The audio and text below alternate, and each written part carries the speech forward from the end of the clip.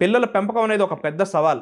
ఈ రోజుల్లో చాలామంది తల్లిదండ్రుల యొక్క ఆవేదన ఏంటంటే, పిల్లలు మా మాట వింటలేదు, పిల్లలు సరిగా చదవట్లేదు, పిల్లలు మీ మాట వినాలన్నా, పిల్లలు మంచి సత్ప్రవర్తనతో పెరగాలన్నా, పిల్లల్లో మంచి విశ్వాసం రావాలన్నా ప్రవక్త ముహమ్మద్ వారు చెప్పిన కొన్ని సలహాలను తప్పకుండా పాటించండి. ఈ వీడియోలో పిల్లల పెంపకం గురించి ప్రవక్త ముహమ్మద్ వారు ఇచ్చిన కొన్ని ముఖ్యమైన సలహాల గురించి తెలియజేస్తాను. ప్రతి తల్లిదండ్రులు ఈ వీడియో చివరి వరకు చూడండి.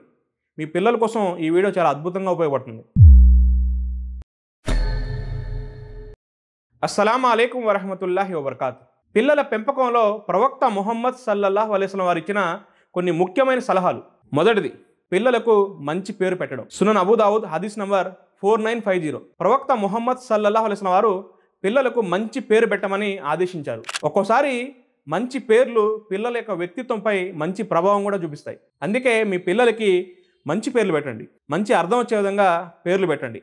సినిమాలు చూసి అక్కడ చూసి ఇక్కడ చూసి పిచ్చి పిచ్చి పేర్లు పెట్టబాకండి. మంచి పేర్లు పెట్టండి.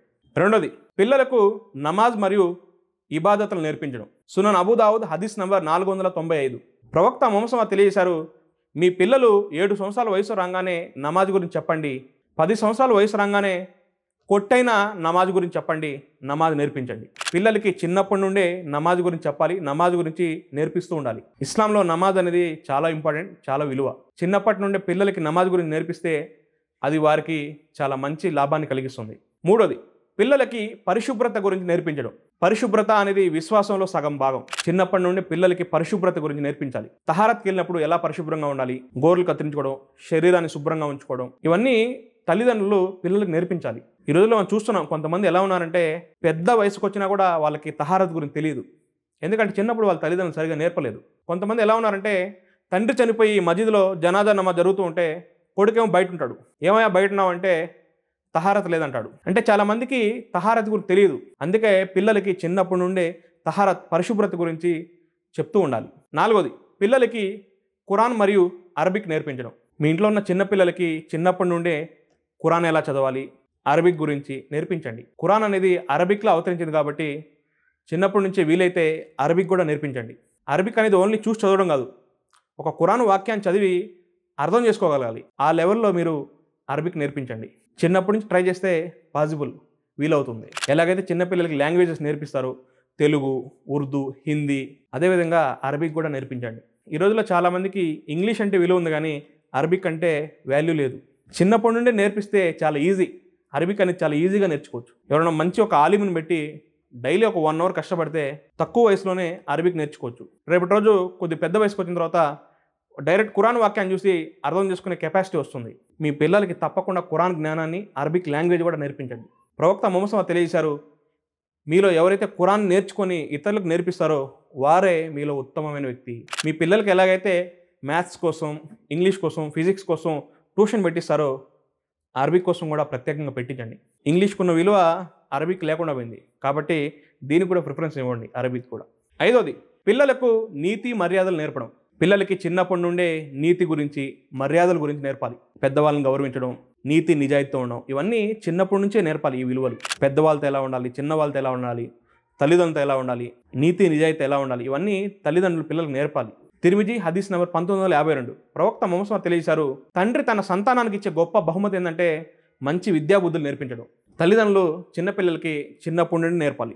బాబు, నీతి నిజాయితీగా ఉండాలి, అబద్ధాలు చెప్పకూడదు, అహంకారం, గర్వం ఉండకూడదు, ఒకరిని మోసం చేయకూడదు, ఒకరి పట్ల ఈర్ష్య, అసూయ చెందకూడదు, ఇలాంటి విలువల గురించి చిన్నప్పటి నుండి నేర్పాలి.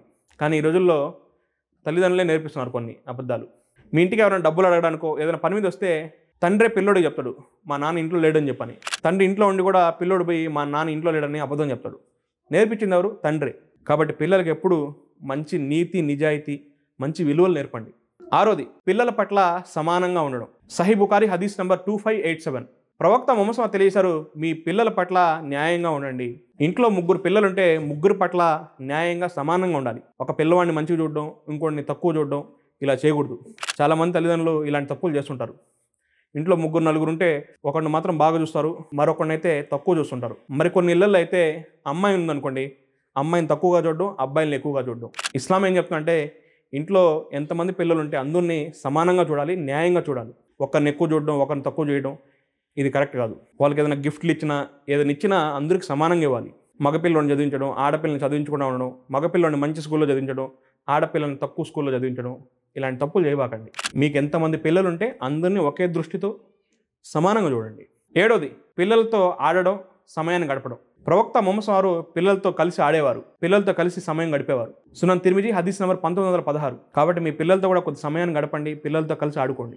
మీరు పిల్లలతో కలిసి ఆడుకోవడం వల్ల, పిల్లలతో సమయం గడపడం వల్ల మీ పిల్లల్లో కాన్ఫిడెన్స్ అనేది పెరుగుతుంది. ఈ రోజుల్లో తల్లిదండ్రులు చాలా బిజీ అయిపోయారు, ఫోన్లలో ఆ పనులు ఈ పనుల్లో బిజీ. పిల్లలకి సమయం లేదు, పిల్లలతో కలిసి స్పెండ్ చేయరు. దానివల్లే పిల్లలు చెడిపోతున్నారు.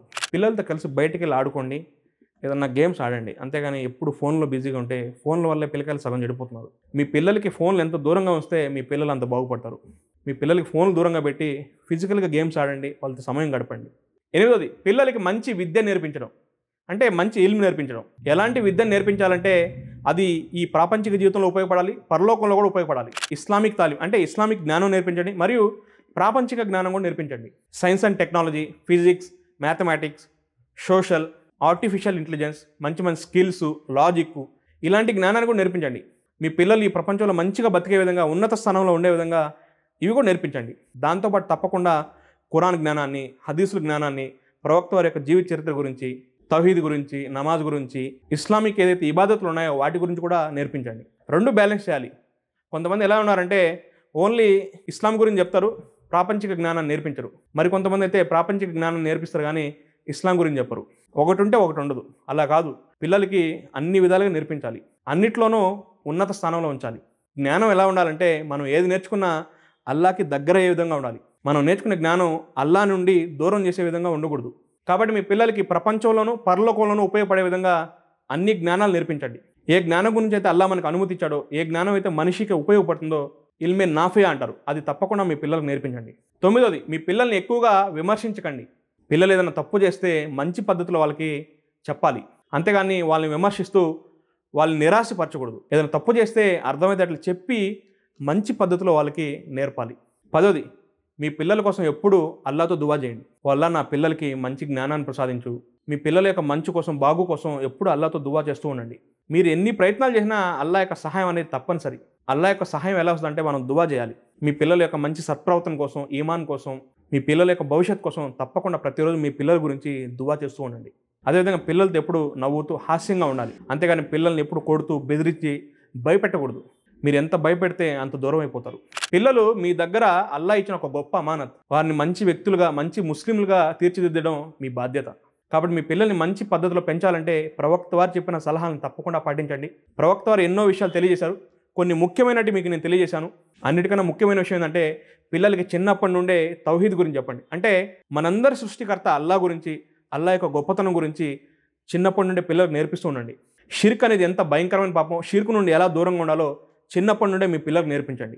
మీ పిల్లలు ఎంత ప్రయోజకులైనా, ఎంత గొప్ప వాళ్ళైనా తౌహీద్ మీద, అంటే ఏక దైవారాధన మీద లేకపోతే ఏం ఉపయోగం ఉండదు. ఎన్ని సాధించినా, ఎంత ఎత్తుకెదిగినా తౌహీద్ అంటే అల్లాని మాత్రమే ఆరాధిస్తూ ఉండాలి. ప్రార్థనలు, మొక్కుబళ్ళు అన్నీ అల్లాకు మాత్రమే చేస్తూ ఉండాలి. షిర్కుకి చాలా దూరంగా ఉండాలి, అల్లాతో పాటు వేరొకరిని కల్పించి ఆరాధించడం. కాబట్టి షిర్క్ అనేది చాలా భయంకరమైన, క్షమించరాని పాపం. మీ పిల్లలకి తప్పకుండా షిర్క్ నుంచి దూరంగా ఉంచండి. తౌహీద్ గురించి చెప్పండి, నమాజుల గురించి బోధిస్తూ ఉండండి. ఈ వీడియో మీకు నచ్చినట్లయితే లైక్ చేయండి. పిల్లల గురించి ప్రవక్త వారిచిన సలహాల గురించి తప్పకుండా మీ బంధుమిత్రులకి, మీ స్నేహితులకి, మీకు తెలిసిన తల్లిదండ్రులందరికీ షేర్ చేయండి. ఇలాంటి మరిన్ని ఇస్లామిక్ వీడియోస్ కోసం మా ఛానల్ని సబ్స్క్రైబ్ చేయండి. జజాకల్లాహు ఖైరన్. బార్లీ అంటే తలిబిన. ప్రవక్త ముహమ్మద్ తెలియజేశారు, తలిబిన ఉపయోగించండి.